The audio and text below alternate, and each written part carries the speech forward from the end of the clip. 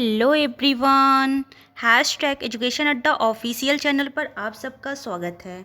My self Sonam Singh.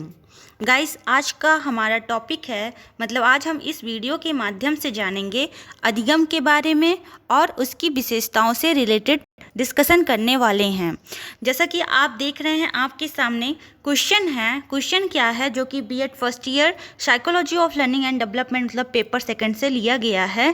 Question है कि अधिगम को परिभाषित कीजिए। अधिगम की परिभाषा के बारे में पढ़ेंगे और इसकी विशेषताओं को लिखिए। डिफाइन लर्निंग मतलब लर्निंग को डिफाइन करिए एंड राइट इट्स कैरेक्टरिस्टिक्स, और इसके विशेषताओं के बारे में बात करिए या उसकी व्याख्या करिए। तो गाइस, जैसा कि आप देख रहे हैं, ये क्वेश्चन जो है आपके एग्जामिनेशन 2020 मतलब previous year paper 2020 paper second से लिया गया क्वेश्चन है। पेपर सेकंड जो है आपका है psychology of learning and development. जो भी student doctor Ram Manohar Lohia Awadh university से बीएड कर रहे हैं, ये टॉपिक उनके पेपर सेकंड में देखने को मिलेगा। पेपर सेकंड का नाम जैसा कि बता दिए psychology of learning and development है, जो कि बीएड फर्स्ट ईयर का सिलेबस है।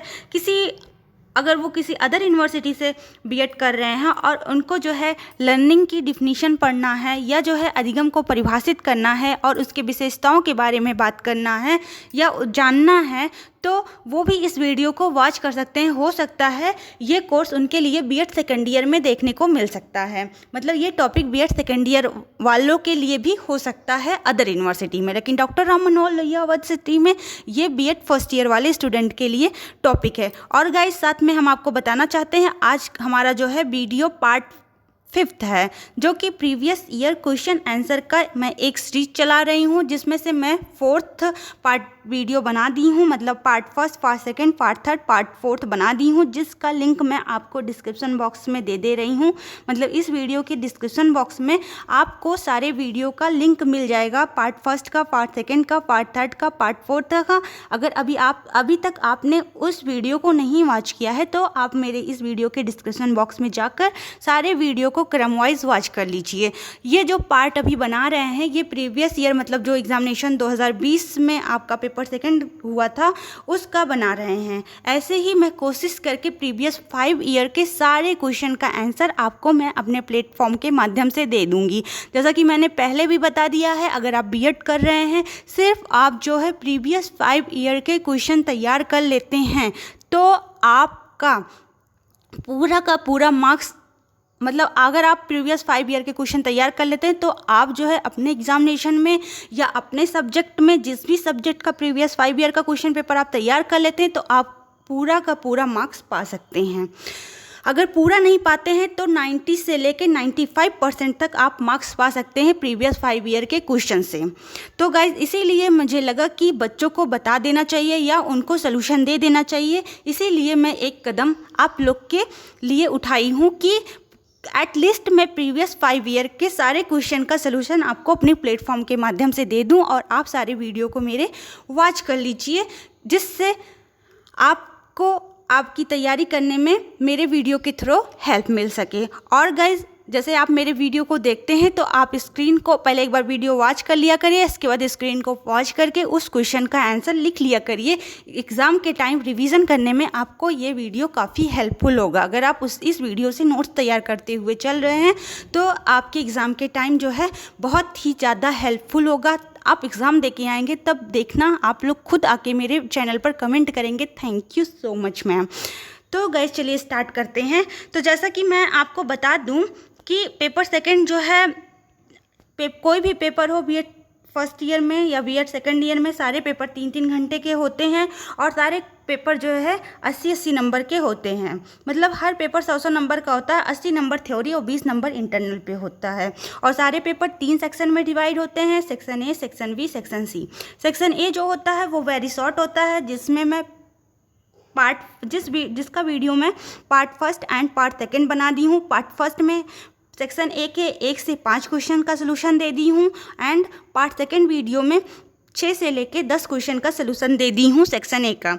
और वीडियो पार्ट नंबर 3 जो है उसमें मैं सेक्शन बी से रिलेटेड बात की हूँ। पार्ट 3 में सेक्शन बी, पार्ट 4 में सेक्शन बी एंड पार्ट 5 है आज वीडियो, जिसमें मैं सेक्शन बी से रिलेटेड डिस्कशन करूंगी। अगर सेक्शन बी की बात करें गाइस, तो सेक्शन बी जो होता है वो शॉर्ट आंसर टाइप क्वेश्चन होता है।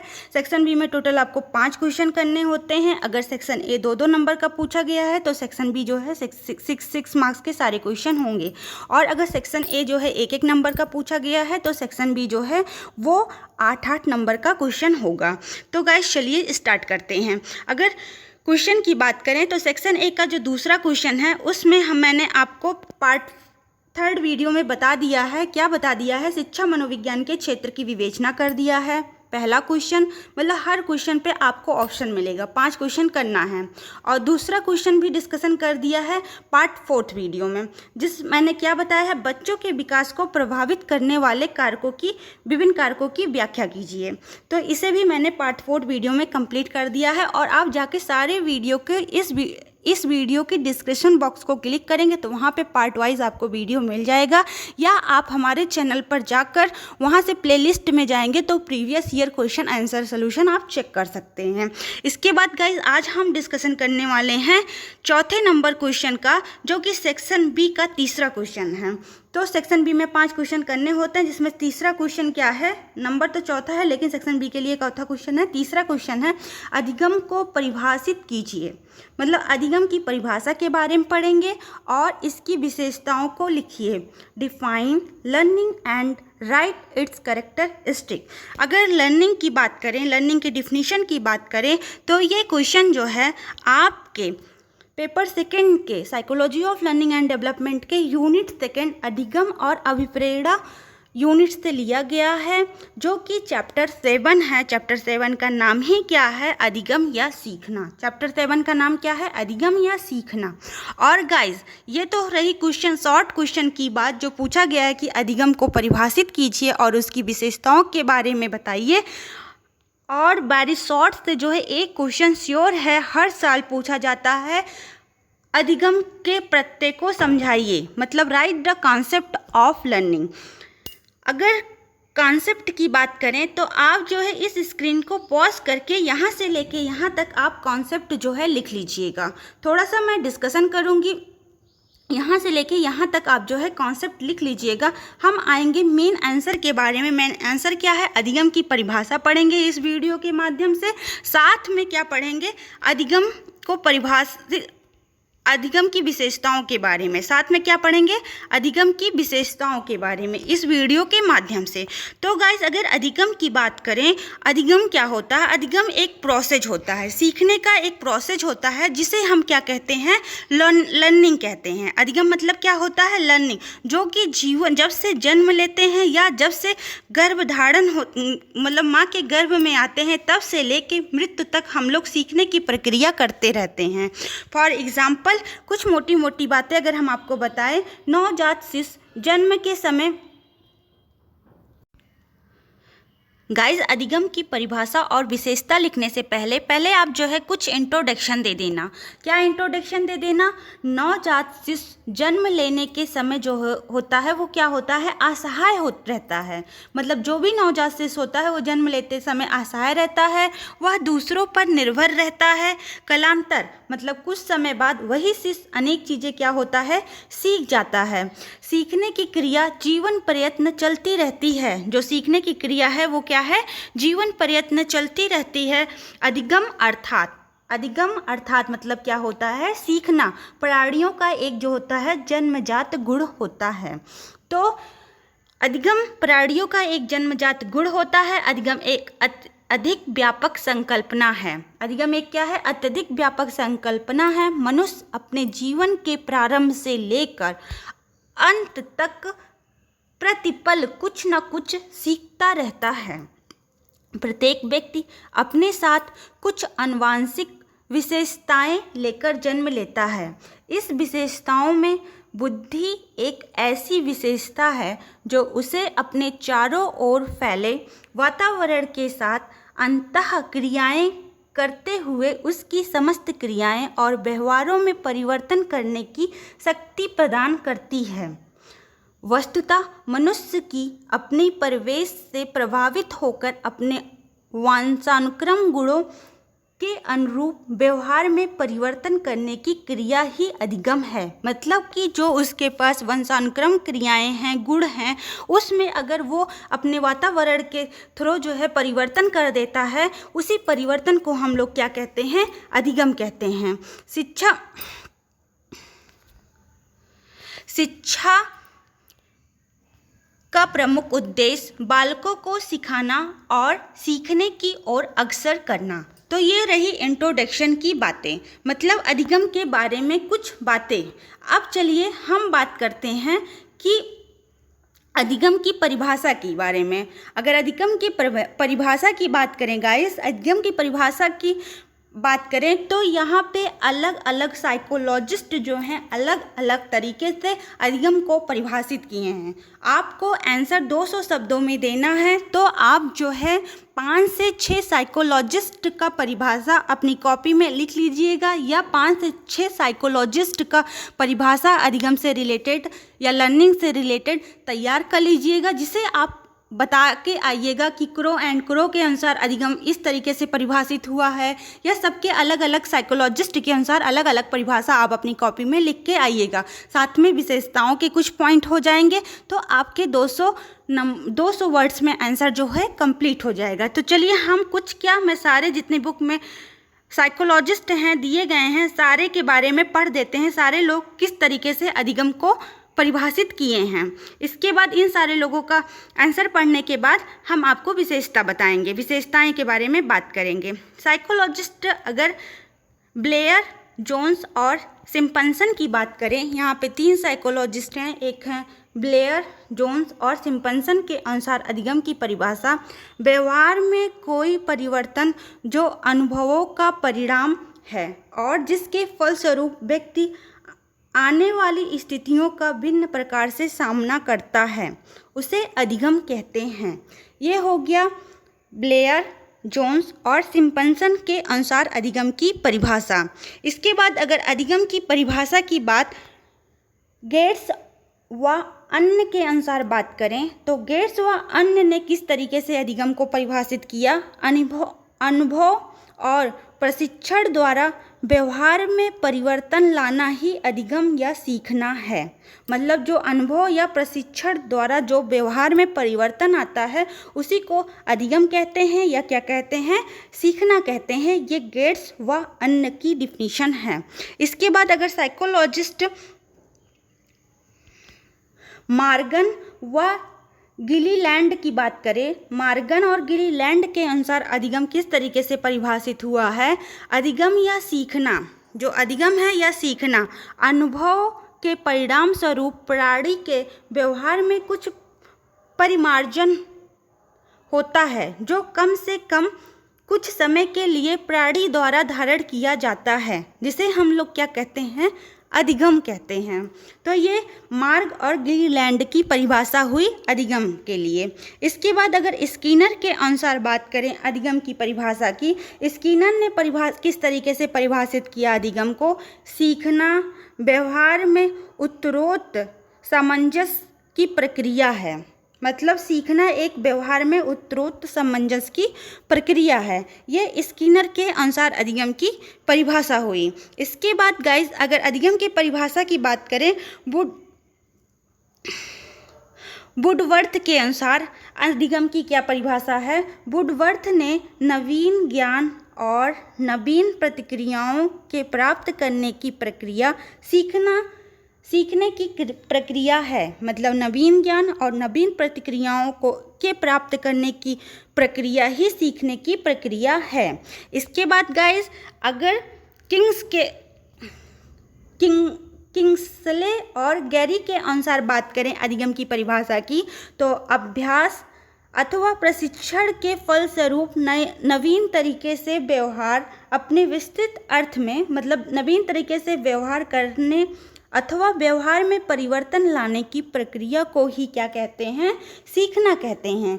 ये जो है किंग्सले और गैरी ने डिफाइन किया है अधिगम को।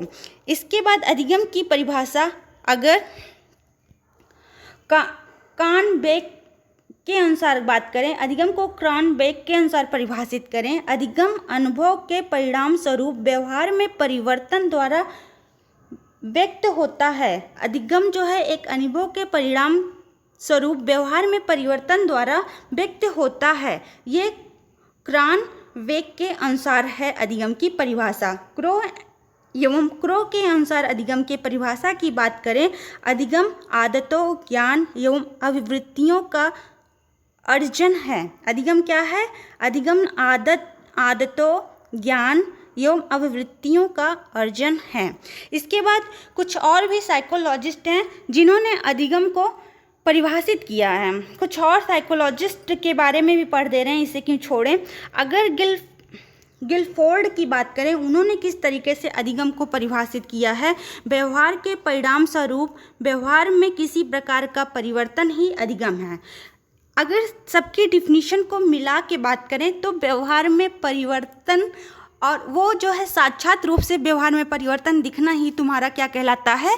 अधिगम कहलाता है। सब लोगों ने लमसम मिलता हुआ डिफिनीशन पेश किया है अधिगम का। इसके बाद हिलगार्ड के अनुसार अधिगम की परिभाषा की बात करें, सीखना वह प्रक्रिया है जिसमें अभ्यास अथवा प्रशिक्षण द्वारा व्यवहार का उद्भव होता है। मतलब सीखना एक ऐसा प्रक्रिया है जिसमें हम अभ्यास और प्रशिक्षण द्वारा व्यवहार में उद्भव होता है अथवा व्यवहार में परिवर्तन होता है, उसी को अधिगम कहते हैं। व्यवहार में परिवर्तन ही आपका अधिगम कहलाता है। इस पॉइंट को दिमाग में फिट कर लो। व्यवहार में परिवर्तन ही आपका क्या कहलाता है? अधिगम कहलाता है।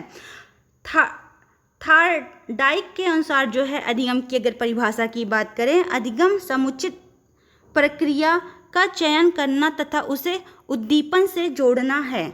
मतलब अधिगम समुचित प्रक्रिया का चयन करना और उसे उद्दीपन से जोड़ना है।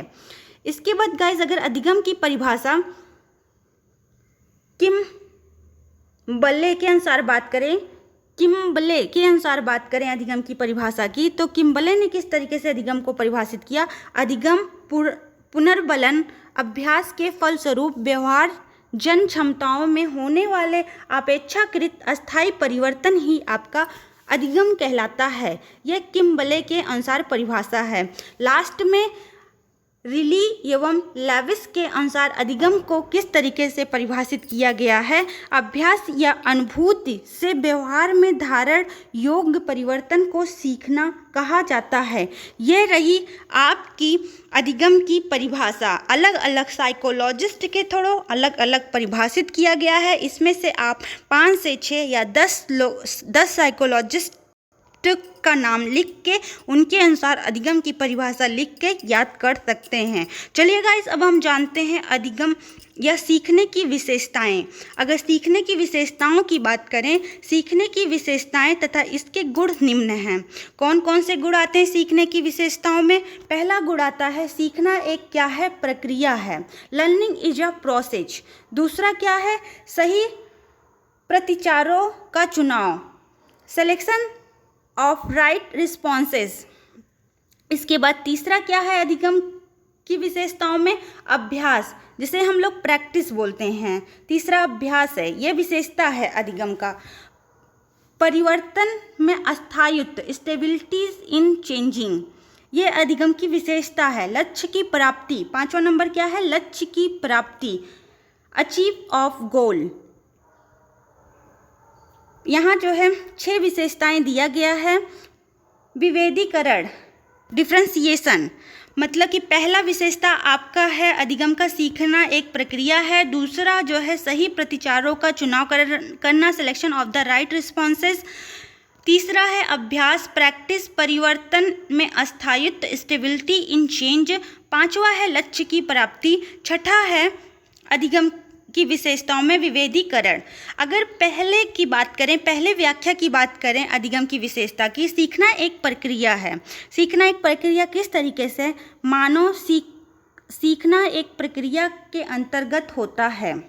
सीखने की प्रक्रिया को स्पष्ट करते हुए डॉक्टर J.D. शर्मा ने लिखा है, सीखने की प्रक्रिया का स्वरूप मस्तिष्क अध्ययनों से स्पष्ट हुआ है। सीखने की प्रक्रिया केंद्रीय तंत्रिका तंत्र में रूपांतरण होने के साथ साथ होती रहती है। इस रूपांतरों को कभी कभी अनुरेखण भी कहा जाता है। अतः सामान्य शब्दों में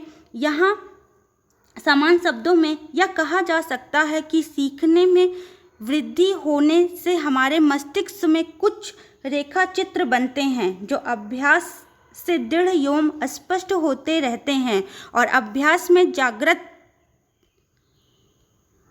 होकर मदद करते रहते हैं। अतः सीखना धीरे धीरे निश्चित तरीके से उन्नति की ओर बढ़ाता है। यही सीखने की प्रक्रिया है। ये हो गई सीखना एक प्रक्रिया है, उसके बारे में व्याख्या। इसके बाद अगर सही सीखने का दूसरा विशेषता क्या है? सही प्रतिचारों का चुनाव, selection of the right responses. पहले किसी कार्य को सीखते समय सिखाने वाला जो कोशिश करता है वह सभी प्रतिचार कहलाते हैं। मतलब कि जो प्रतिचार होता है, जो सिखाने की कोशिश करता है वो क्या कहलाता है? जो सिखाने की कोशिश करता है वही क्या कहलाते हैं? प्रतिचार कहलाते हैं। सिखाते समय सही प्रतिचारों का चयन करना होता है ताकि समय एवं शक्ति का सही प्रयोग हो सके। इसके बाद जो है सीखने की नेक्स्ट विशेषता क्या है? अभ्यास। सीखने या अधिगम की नेक्स्ट विशेषता अभ्यास है। उद्दीपक और प्रतिचार के बीच परिवर्तनीय संबंध को अभ्यास कहा जाता है। सीखने में सही प्रतिचारों का बार बार प्रयोग किया जाता है ताकि सीखना अस्थायी हो जाए। इसके बाद सीखने का नेक्स्ट विशेषता क्या है? परिवर्तन में अस्थायित्व। जब किसी कार्य को करने में अस्थायित्व आ जाती है तो वह हमारे व्यवहार का अस्थायी अंग बन जाता है। हम कभी भी उसका प्रयोग आसानी से कर सकते हैं। यही ज्ञान की वृद्धि में सहायक होती है या सहायक होता है। यही ज्ञान की वृद्धि में क्या होता है? सहायक होता है। पांचवा क्या है सीखने की विशेषता का या अधिगम की विशेषता का व्याख्या? तो पांचवा अधिगम की विशेषता है लक्ष्य की प्राप्ति, अचीव ऑफ गोल। सीखने में लक्ष्य की प्राप्ति करना आवश्यक होता है। बिना लक्ष्य निर्धारण के कोई भी सीखना सफल नहीं हो पाता है। वह लक्ष्य जीवन की आवश्यकताओं से संबंधित होता है। इसी से सीखने वालों को उत्साह एवं बल प्राप्त होता रहता है। इसके बाद गाइस लास्ट पॉइंट की बात करें, अगर लास्ट विशेषता की बात करें अधिगम के, तो लास्ट विशेषता है विभेदीकरण। मानव प्राणी की यह विशेषता होती है कि वह एक क्रिया और दूसरी क्रिया में क्या अंतर है स्वतः ही पहचान लेता है। इसी को मनोवैज्ञानिक विभेदीकरण मानते हैं। सीखने के क्षेत्र में यह बहुत पाई जाती है। व्यक्ति की मस्तिष्क तत्पर इसी पर निर्भर करती है। स्टेंगनर ने लिखा है, जब व्यक्ति में बौद्धिक तथा अनुकूलित व्यवहार आ जाता है तो हम वस्तुओं का प्रत्यक्षीकरण करना तथा उसमें पारस्परिक संबंध देखना सीख जाते हैं। उपरोक्त ये हो गई विभेदीकरण की बात। उपरोक्त विवेचना से स्पष्ट होता है कि सीखना सबसे अधिक जटिल प्रक्रिया है। सरल इसलिए दिखाई देता है कि मानव इसे सहज ही स्वीकार कर लेता है और विकास एवं अभिवृद्धि इसके बिना संभव नहीं है। डेवलपमेंट एंड ग्रोथ जो है लर्निंग के बिना जो है संभव नहीं है। अतः हम कह सकते हैं कि सीखना एक प्रक्रिया है। सीखना क्या है? एक प्रक्रिया है जिसके द्वारा व्यक्ति अपने जीवन की आवश्यकताओं की पूर्ति के लिए अभ्यास के द्वारा व्यवहार में अस्थायी परिवर्तन धारण कर लेता है। तो गाइज ये हुई क्वेश्चन की बात, मतलब कि अधिगम की परिभाषा की बात यहाँ पे हमने कर दिया, साथ में उसकी विशेषताओं से रिलेटेड व्याख्या भी कर दिया 6 पॉइंट पर कि सीखने की विशेषता 6 पॉइंट है जिसकी मैंने व्याख्या कर दिया। और गाइज मैंने आपको यहाँ पे एक्स्ट्रा एक क्वेश्चन का आंसर बता दिया जो हर साल आपके वेरी शॉर्ट में क्वेश्चन पूछा जाता है। वो क्या है कि अधिगम के कॉन्सेप्ट को बताइए। अधिगम जो के कॉन्सेप्ट की अगर बात करें, अधिगम पूर्व अनुभव द्वारा व्यवहार में प्रगतिशील परिवर्तन है। इस आधार पर कहा जा सकता है कि अधिगम ही शिक्षा है। अधिगम और शिक्षा एक ही प्रक्रिया की ओर संकेत करते हैं। दोनों क्रियाएं जीवन में सदा और सर्वत्र चलती है। बालक परिपक्व की ओर बढ़ता हुआ अपने अनुभवों का लाभ उठाता हुआ वातावरण के प्रति जो उपयुक्त प्रतिक्रिया करता है वही क्या कहलाता है, आपका अधिगम कहलाता है। ये एवरी ईयर जो है प्रीवियस 5 साल में अधिगम के प्रत्यय को बताइए या कॉन्सेप्ट को बताइए, तो लर्निंग कॉन्सेप्ट है ये आपका। तो इसे आप तैयार कर लीजिएगा, जिसे आपको 50 वर्डों में लिखना होगा। अगर 1 नंबर का रहेगा तो 25 शब्दों में। और गाइज उम्मीद करते हैं कि आपको क्वेश्चन क्लियर हो गया होगा। क्या क्वेश्चन था कि अधिगम को परिभाषित कीजिए, साथ में उसकी विशेषता को लिखिए। गाइज अगर आपको मेरे द्वारा दी गई जानकारी पसंद आती है या आप बीएड कर रहे हैं, इसी तरीके से आपको इंपॉर्टेंट क्वेश्चन के आंसर चाहिए, तो अगर अभी तक आपने मेरे चैनल को सब्सक्राइब नहीं किया तो प्लीज़ सब्सक्राइब कर लीजिए, साथ में लाइक एंड शेयर करना मत भूलिएगा। जितना आप लाइक शेयर करेंगे उतना ही ज़्यादा मेरा वीडियो आगे बढ़ेगा, और आप ही एक ऐसी माध्यम है जो आप मेरे चैनल को आगे बढ़ा सकते हैं। आप यही सपोर्ट मुझे दे दीजिए, यही गुरु दक्षिणा के तौर पर दे दीजिए, जिससे मैं जो है आप लोग के लिए और भी ज़्यादा अच्छा करूं, मुझे और भी ज़्यादा प्रोत्साहन मिले। Thank you guys. अब हम मिलते हैं किसी नए वीडियो के साथ, नए टॉपिक पर बात करेंगे। Thank you again.